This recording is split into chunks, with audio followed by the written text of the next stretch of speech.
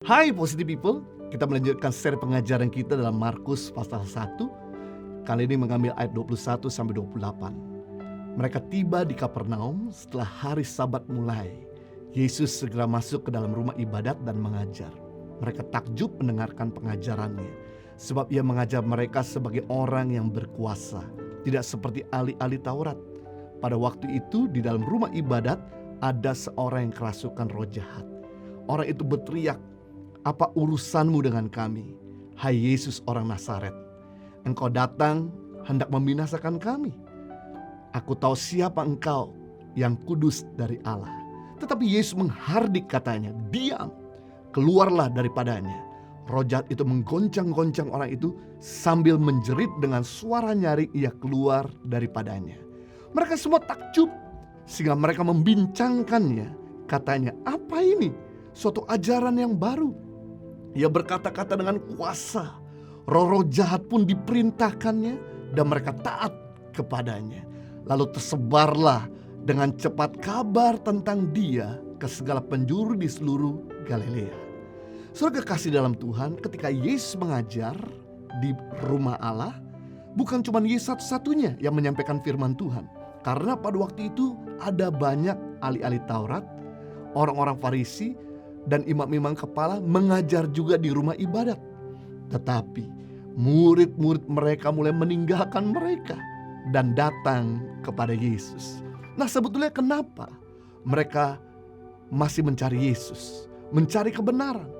Karena ada ucapan sederhana yang mereka lontarkan, bahwa Yesus mengajar dengan kuasa. Nah, sekarang kita akan belajar apa arti mengajar dengan kuasa. Yang pertama, mengajar dengan kuasa, mengajar sesuai dengan kehidupan.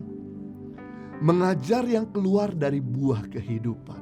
Artinya dia melakukan sesuatu sesuai dengan apa yang diajarkan. Lakukanlah apa yang kita ajarkan dan ajarkanlah apa yang kita lakukan.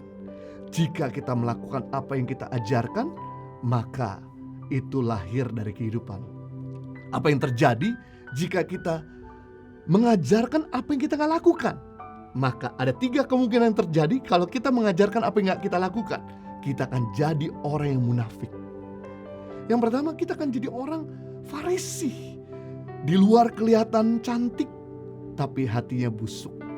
Di luar kelihatan rohani, tapi di dalamnya sangat jauh hati daripada Tuhan. Di luar kelihatan baik, tapi di dalam hatinya jahat. Di luar kelihatan seperti domba, tapi di dalamnya seperti serigala. Hidup kekristenan adalah kehidupan yang tegas. Kalau kita tidak bisa melakukan apa yang kita ajarkan, maka kita tidak pantas berdiri sebagai seorang pengajar. Yang kedua, apa yang terjadi jika kita mengajarkan apa yang kita gak lakukan? Orang tidak akan menghargai kita. Orang akan memandang sebelah mata. Kalau orang tidak menghargai, maka orang tidak akan pernah mendengarkan kita. Dan kita tidak akan pernah bisa mengubah kehidupan orang dengan perkataan kita atau ajaran kita. Karena pengajar itu hanya cuma masuk ke dalam pikirannya dan tidak masuk dalam hatinya. Cuma sekedar teori dan membosankan. Beda kalau kita mengajar keluar dari kehidupan. Kita mengajar apa yang kita lakukan, maka bukan cuma sekedar masuk dalam pikiran.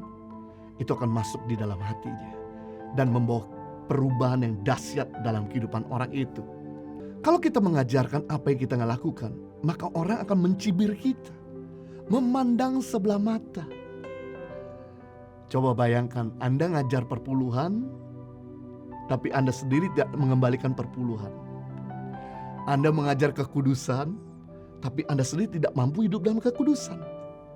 Anda mengajarkan kesetiaan, tapi Anda sendiri tidak bisa setia dengan pasangan atau Tuhan kita.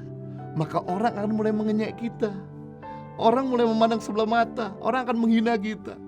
Sama seperti anak kita tidak akan pernah melakukan apa yang kita ajarkan, tapi anak kita akan melakukan apa yang kita perbuat. Yang ketiga, apa yang terjadi jika kita mengajarkan apa yang kita gak lakukan? Maka kita akan mirip dengan si iblis. Bukan mirip seperti Tuhan Yesus. Iblis itu tahu firman dari A sampai Z, tapi iblis tidak melakukan firman. Iblis percaya firman dari A sampai Z, tapi iblis tidak melakukan firman. Beda sama Yesus. Yesus tahu firman, tapi dia melakukannya. Yesus percaya firman dan dia juga melakukannya. Bagaimana dengan Anda? Apakah Anda cuma sekedar tahu firman, percaya firman? Tidak cukup. Kita perlu untuk melakukan firman. Sehingga apa yang kita ajarkan berkuasa untuk mengubahkan kehidupan kita dan orang lain. Yang kedua, arti mengajar dengan kuasa, mengajar dengan memiliki keakraban dengan Tuhan. Dalam pengajaran Yesus kita dapati betapa akrabnya Yesus dengan Bapa di surga. Dalam Markus 1:35, pagi-pagi benar, waktu hari masih gelap, Yesus bangun dan pergi keluar. Ia pergi ke tempat sunyi dan berdoa di sana. Beda sama kita. Kalau kita pagi-pagi benar, waktu hari masih gelap, kita bangun dan tidur kembali. Makanya kita kurang akrab sama Tuhan. Tuhan Yesus akrab dengan Bapa. Karena pagi-pagi benar, dia bukan cuma sekedar bangun, dia langsung bergerak, pergi ke tempat sunyi dan berdoa di sana. Dalam kitab Matius banyak sekali menjelaskan sebelum Yesus mengajar, dia pergi ke tempat sunyi untuk berdoa. Setelah Yesus mengajar, dia pergi ke tempat sunyi untuk berdoa. Sebelum Yesus melakukan mujizat, dia pergi ke tempat sunyi untuk berdoa. Sesudah Yesus melakukan mujizat, dia selalu pergi ke tempat sunyi untuk berdoa. Sesibuk-sibuknya Yesus melayani, Yesus selalu punya waktu dengan Bapa di surga. No wonder pengajar yang penuh kuasa, hidupnya efektif. Apa yang Yesus kerjakan tidak pernah ada yang gagal. Apapun yang terjadi, Yesus mengajar dengan keintiman dengan Bapa di surga. Sumber hikmat yang murni lahir dari hubungan kita dengan Bapa di surga. Bukan dari sekedar kita sibuk baca buku. Di sini letak persoalan. Banyak sekali orang mengajarkan firman Tuhan karena duduk di sekolah teologi. Tidak ada masalah dengan sekolah teologi, bagus. Tapi gak cukup cuma sekedar sekolah teologi. Kita juga harus punya hubungan yang intim dengan Tuhan. Sehingga pengajaran kita tidak kosong seperti orang Farisi yang mengajarkan cuma teori, membosankan dan tidak relevan. Yang ketiga, arti mengajar dengan kuasa, mengajar dengan bukti yang jelas. Orang Farisi itu percaya dan berkata bahwa setan dapat dikalahkan, tapi tidak ada satu roh jahat yang bisa diusir oleh orang Farisi.